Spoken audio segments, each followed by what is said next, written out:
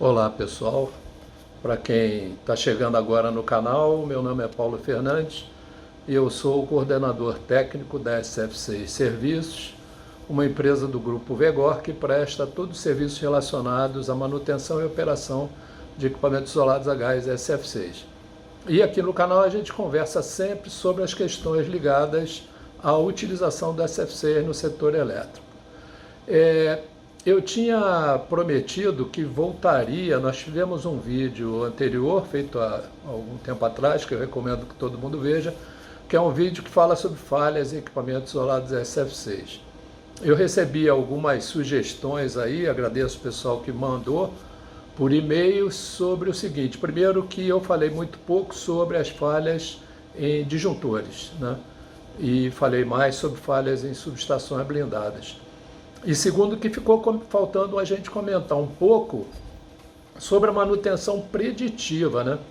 A gente falou sobre as falhas, de onde é que elas vêm e tudo, mas e aí, como é que a gente faz para tentar detectar falhas incipientes e prevenir falhas? Então, queria conversar um pouquinho sobre isso hoje, né?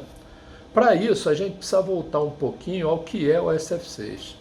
No nosso primeiro vídeo, e no segundo também, eu comentei que o gás SF6 é uma molécula muito particular, porque ela é formada pela ligação entre o enxofre. O enxofre é um elemento da família dos calcogênios, que é a mesma família do oxigênio, que são elementos bastante eletronegativos. Então, assim, eles têm uma afinidade bastante grande por elétron. E esse elemento enxofre, ele está ligado com o flúor. O flúor é um halogênio. Os halogênios são os elementos mais eletronegativos do universo e entre os halogênios o flúor é o mais eletronegativo. Então o SF6 é uma molécula extremamente estável. Ela se decompõe com muita dificuldade. Isso é uma coisa, no fundo, muito boa para a operação dos equipamentos isolados a gás do SF6, embora tenha os inconvenientes que nós comentamos nos vídeos sobre o SF6 e meio ambiente, que eu também recomendo que vocês assistam, que tem bastante informação interessante lá. Agora, comentando sobre a utilização em equipamentos elétricos, o SF6 ele é muito estável. Isso significa o seguinte: quando ele se decompõe, é porque algum fenômeno de alta energia está acontecendo no meio que contém o SF6.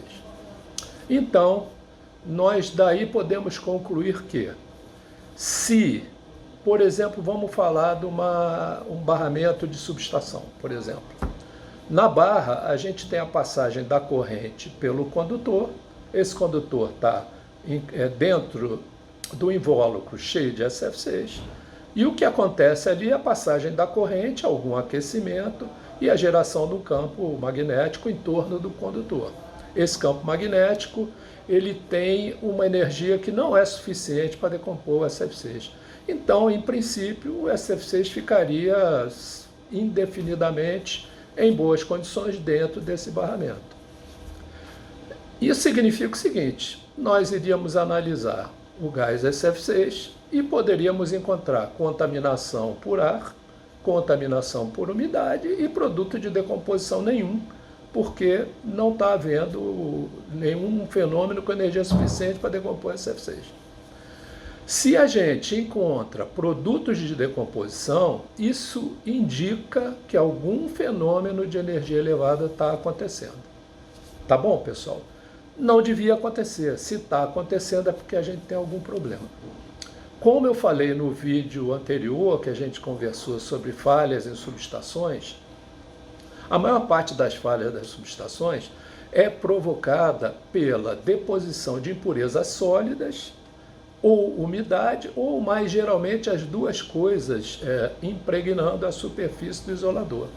O que acontece é que quando na superfície do isolador fica uma micropartícula sólida, por exemplo, essa partícula se carrega eletrostaticamente naquele campo magnético que naturalmente é gerado pela passagem da corrente no condutor, e a partir dela se forma uma heterogeneidade no campo elétrico, e essa heterogeneidade produz a formação de descargas parciais muito pequenas. Elas podem ser, isso é importante a gente entender, assim, a descarga pode ser de muito alta energia, mas num ponto muito pequeno.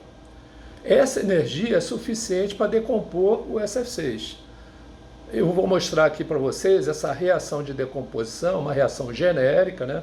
E a gente está vendo aqui, nessa figura aqui, que nessa reação o SF6 primeiro, pela descarga, ele se decompõe em SF4 e flúor.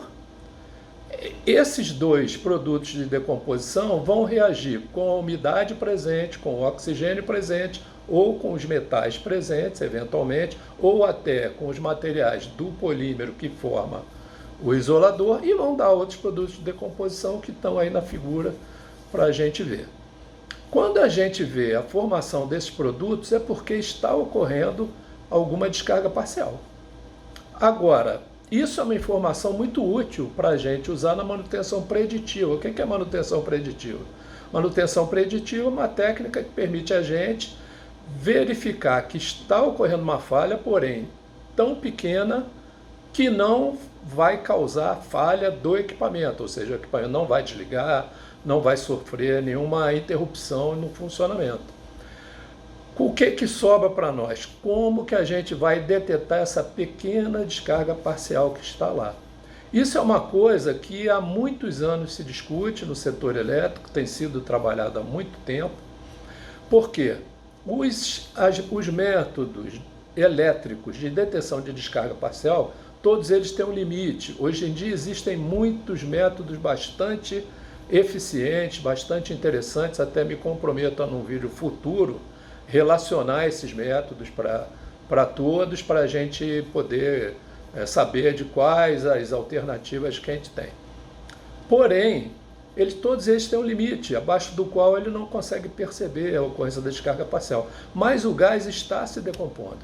Se a gente conseguir analisar e descobrir esses elementos de decomposição dentro do gás SF6, a gente pode acompanhar o crescimento dele e obter uma projeção de quando que essa falha vai se tornar grave. Esse é um princípio que a gente pode utilizar. Infelizmente, hoje, a má notícia é que a gente não tem equipamentos capazes de detectar quantidades tão pequenas de produto de decomposição. A gente hoje utiliza a detecção do dióxido de enxofre, o SO2, com esse tipo de equipamento que está aqui, nessa segunda figura que eu estou mostrando para vocês. Mas o SO2 é o último na cadeia de decomposição, como você pode ver naquela figura inicial que eu coloquei ali. Quando se forma SO2 é porque os outros todos já se formaram há algum tempo, então a gente está um pouco atrasado quando a gente procura só o SO2. Já houve um equipamento, que é essa outra figura que eu estou mostrando aqui para vocês, essa terceira figura, que era o chamado SF6 Analyzer, que foi um produto patenteado por uma empresa alemã, a GAS. Ela ainda fabrica equipamentos analíticos, mas não mais para o SF6, infelizmente. Esse equipamento ele era capaz de detectar todos os produtos de decomposição com muita sensibilidade, então ele era extremamente útil para a gente trabalhar com a manutenção preditiva, principalmente de subestações. Falando um pouco agora dos equipamentos de interrupção, eu vou botar de novo aqui a figura dos produtos de decomposição. Então, nessa figura aqui, a gente pode ver o seguinte: naquela primeira decomposição tem SF4 mais o flúor. O flúor é, como eu falei, um elemento extremamente eletronegativo. Ele tem uma avidez muito grande pelos elementos eletropositivos, que são os metais. Então, uma vez que o flúor se forma, ele vai atacar muito fortemente todos os elementos metálicos. E aí a gente tem um problema não só para as subestações blindadas, onde o flúor vai atacar o alumínio do condutor, como também nos disjuntores, onde o flúor vai atacar os contatos, que podem ser prateados, podem ser cobreados, podem ser de bronze. Todos esses metais são atacados fortemente pelo flúor.